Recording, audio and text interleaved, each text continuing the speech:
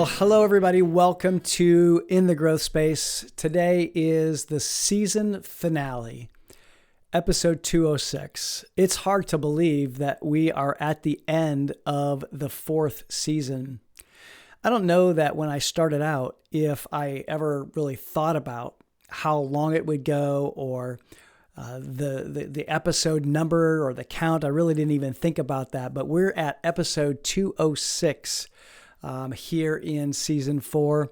And I'm really glad that you've joined me here today. Today, we're going to do something just a little bit different. I'm going to recap the season. I took a look backwards and looked over a number of the episodes that we did this season, and I'm extracting my top 10 lessons. And they're in no particular order, no particular rhyme or reason. I just kind of pulled out different lessons that I pulled away from this particular season. And I'd love to hear yours. If there was a favorite episode, feel free to shoot me a note. Let me know what your favorite episode was. More importantly, let me know, what you liked, what you didn't like, and make sure that you subscribe as well, because we want to make sure that you don't miss an episode. Hint, hint, there may be a couple of just pop-up episodes throughout our hiatus, which typically lasts through the summer.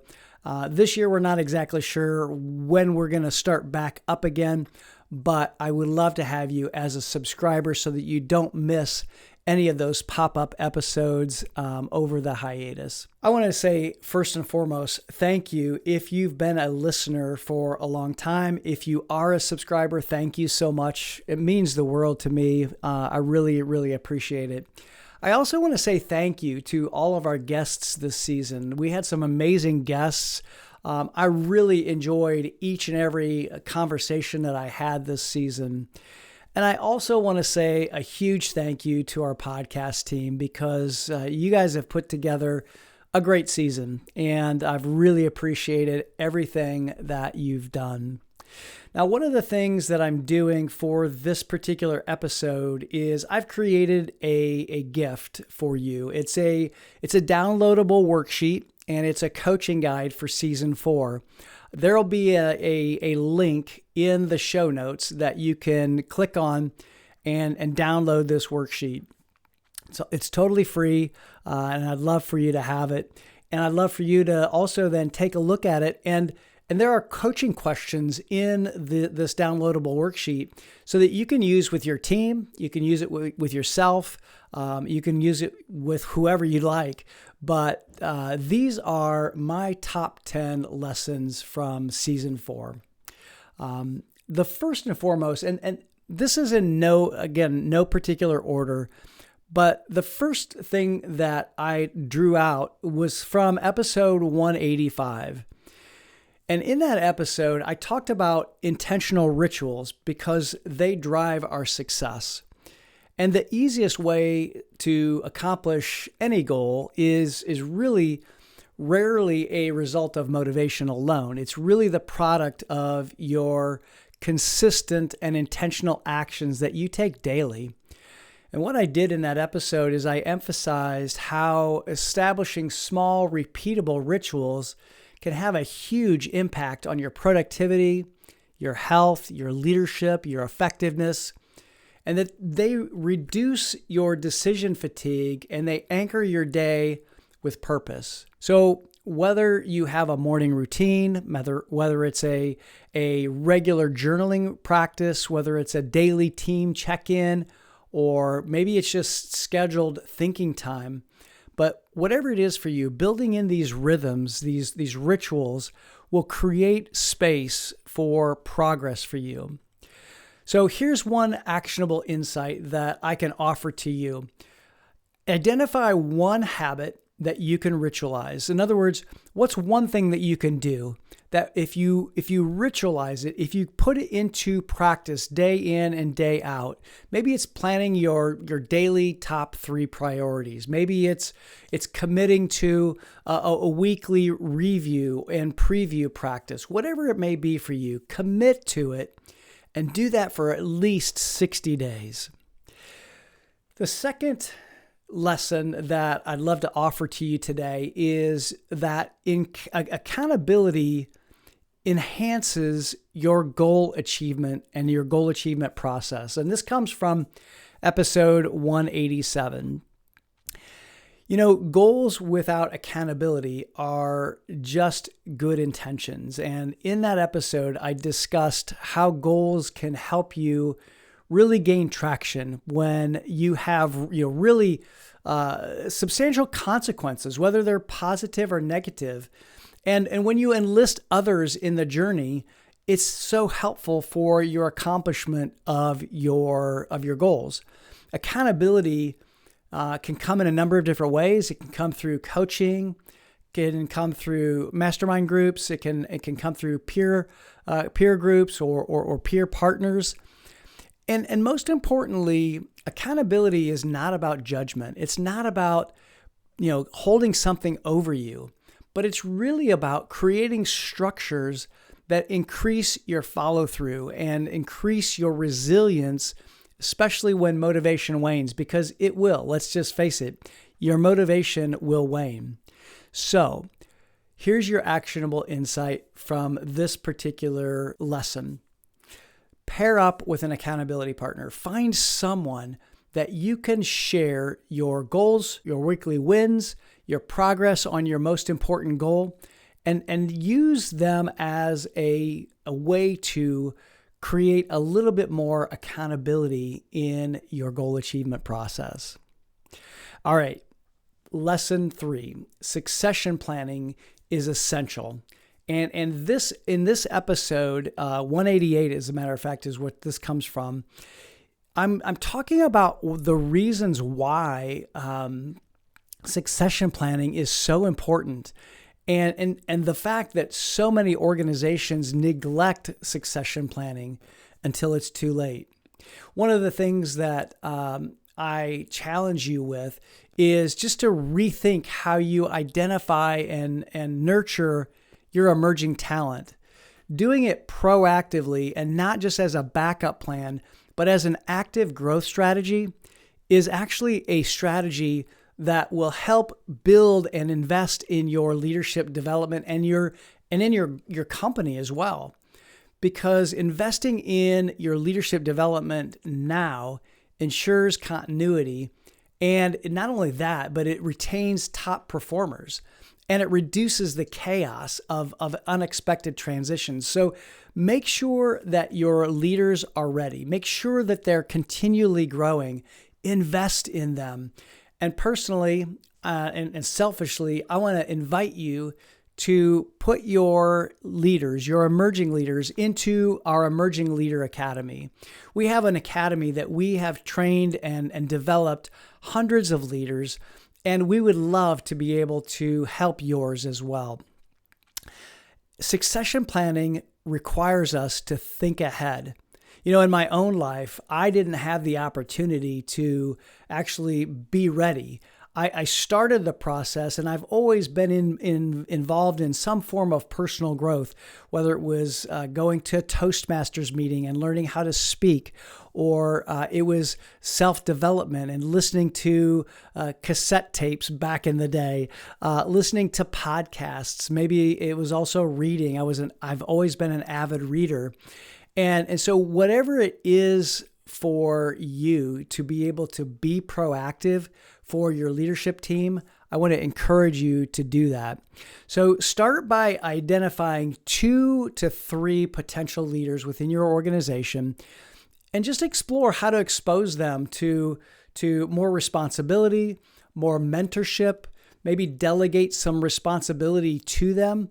And also consider putting them in the Emerging Leader Academy. As I said at the beginning, there will be an invitation to you to join the Emerging Leader Academy, the next cohort. And there's actually a special coupon that you'll see when you download the free download worksheet and coaching guide that is going to accompany this particular episode.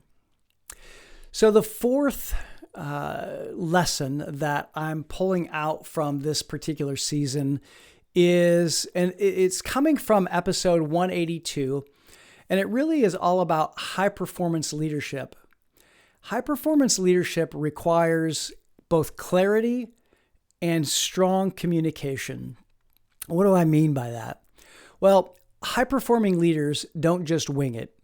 They have clarity around their vision, they have clarity around their purpose, and most importantly, they have clarity around their expectations. Not only do they have clarity around their expectations, but they communicate and express the clarity of those expectations. They express and give clear expectations around their vision, around their purpose, around their strategy. And what I did in that particular episode is I shared about how having this clarity and pairing it with open communication, feedback loops, and being able to connect with your people, how much that builds trust. And it also helps your teams to really be able to mobilize without having any unclear expectations. Because without clear expectations, even high performers will flounder. But with it, people will thrive. So here's your actionable insight. So host a clarity session with your team and ask them some questions. Are your roles or are your responsibilities and your goals, are they understood? And are we all aligned here?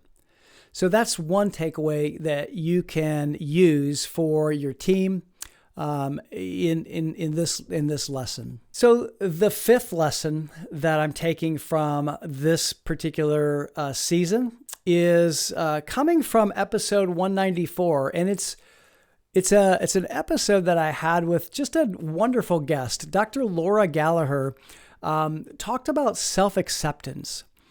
And I know that many leaders mistakenly think that they need to project perfection. They need to project like they've got it all together. But Dr. Gallagher explored how radical self-acceptance enabled us to be vulnerable and helps us to be growing in our emotional intelligence and actually be very authentic in our leadership. And when leaders are secure in themselves, they create cultures of psychological safety and resilience for their teams, for their people. And I think that is so important. So here's an actionable insight. So reflect on one area where maybe you tend to hide your weakness. How could you embrace it? And how could embracing it improve your own leadership? And how could, by embracing your weakness and maybe even exposing it, how could it provide psychological safety for your team and for your organization? So the sixth lesson that I'd like to share with you today comes from episode 193. And 193 was an episode with an amazing podcast guest, Ken Schmidt. And Ken was intimately involved in bringing a business back from the dead. He was a pivotal figure in Harley-Davidson's turnaround. And in that episode, he shares the bold thinking that's required to save a faltering brand. And in that episode, we unpack how storytelling and customer intimacy and even courageous decision-making can transform a dying business into a thriving one. And actually that playing it safe is often the riskiest move. I often say that staying within your comfort zone is a bad place to be. It's a tough place to be, and it's risky because when we're in our comfort zone, we're not getting exposed to other new ideas, new thoughts, and we're really not growing. We're really shrinking and really going backwards. So your actionable insight for this episode is to re-examine one core aspect of your business, whether that's marketing, maybe it's service delivery, maybe it's your hiring practice. But whatever it is for you, just ask yourself, if we started from scratch, what would we do differently? What would we do differently if we were starting from scratch? All right, so the seventh lesson that I'd like to offer to you comes from episode 195. And again, It's another great episode with a guest. This particular guest is a voracious reader, Greg Fuhrer. And Greg was talking a lot about how to lead high-performing teams. And he talked about the transformation that occurs when leaders prioritize their team health, clarity, and also empowering their leaders. Because leaders set the tone. When they're transparent, when they're values-driven, when they're growth-oriented, it always cascades and it always expands. So culture then isn't a side task. It's the main job of the leader. And I really loved this episode with Greg because he shared so many key takeaways. This is just one that I'm taking away from this conversation. And I'll offer to you this actionable insight. So ask your team in your next team meeting, what's one thing that we can do to strengthen our team culture this month? What's one thing that we can do to strengthen our team culture this month? I really think that this is a great takeaway. This episode was really a great episode. Greg is a good friend of mine, and he's also created an annual event. It used to be called Baritone University. This coming year, he's rebranded, and it's called Teach Passion Summit. So be listening for Teach Passion Summit and how you can register for that event. Typically, it comes at the end of January, so just be looking for that. I'm sure that I'll be involved in that again this year, and I'd love to share the details with you as well. All right, so lesson 8 from season 4, continuous learning fuels leadership growth.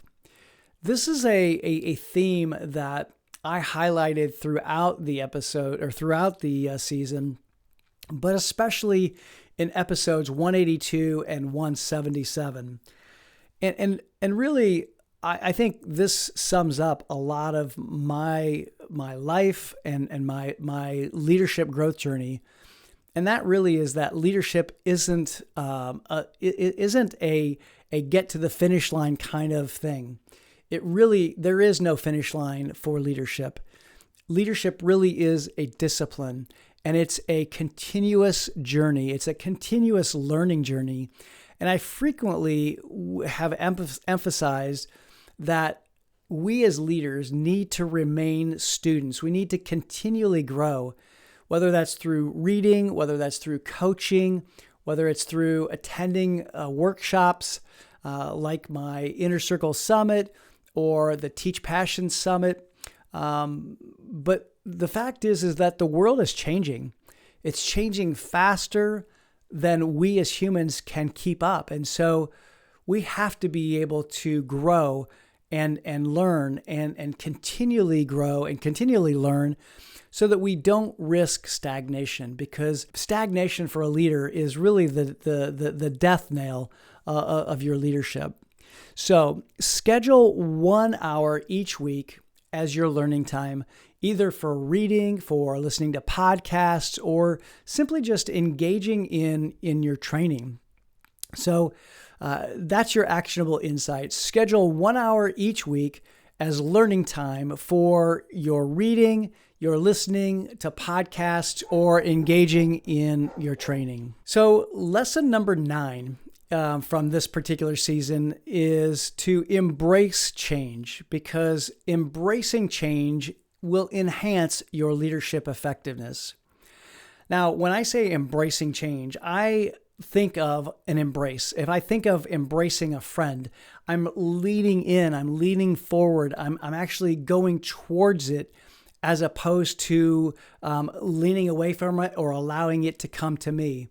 And in episode 182, I talked about what drives high performance in leadership. And so many organizations and really so many leaders will resist change. But the best leaders embrace it. The best leaders embrace change as a strategic advantage. And in this particular episode, I underscore the importance of really being agile, being willing to pivot, being willing to experiment, and evolving in your leadership, and really even rethinking based on new information. Being able to change your mind, being able to change is the thing that will keep you from complacency. So change, remember, change is not the enemy. Embrace change. Lean into it, lean towards it, go towards it, because complacency is really the enemy here. So your actionable insight: host a 30-minute team brainstorming session and ask the question, what needs to change for us to grow in the next quarter, in the next month, in the next year, whatever the time frame is, what needs to change for us to grow? All right, so lesson 10. And this is a big one. This one, I think, is just so key for every leader. But reflecting on experiences helps to strengthen our leadership and also our learning. So one of the highlights that I made in episode 200, which was our 200th episode celebration, I reflected on a lot of the insights and the patterns that I've seen in interviewing over 100 leaders. One of the clear takeaways that I shared and I see as I've interviewed different leaders is that the best leaders will take time to reflect. They don't just become busy and continue to be busy all of the time. They put space and time into their calendars, and they don't just go through experiences. They grow through them. They grow through reflecting on those experiences, because regular reflection builds not only your wisdom and not only your perspective, but it also builds your learning. So here's your actionable insight. End each week by journaling 3 things that you learned and 1 decision that you would make differently. So what were your lessons from this season? What were maybe some of your favorite guests, maybe your favorite episode? I would really love to hear. I just want to say thank you for joining me on this incredible journey, especially through this season 4 of In the Growth Space. This season, we really dug into, I think, what it means to grow as leaders and as business owners and as people.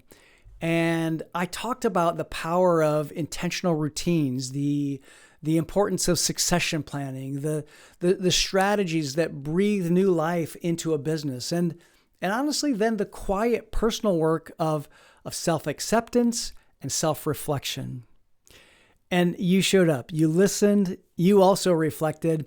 You also took action, and you let me know what some of those actions were. And I really appreciate that. And really, that's what this podcast is all about. It's all about helping you grow intentionally so that you can lead confidently. Now, here's the truth, that growth isn't just a phase. It's a practice. And whether you've been leading for years or you're just stepping into the role, your growth matters. It sets the tone for everything and everyone around you. So as we wrap up season 4, I just want to encourage you to take 1 insight, 1 action from this season and carry it forward. Make it part of your rhythm, because it's in those small, consistent steps that the biggest transformation happens. Thank you so much for being in the growth space with me. And I can't wait to bring you more inspiration, more tools and conversations in season 5. But until then, keep showing up, keep growing, and remember, the space between where you are and where you want to be, that's where the growth happens. Until we speak again, be well.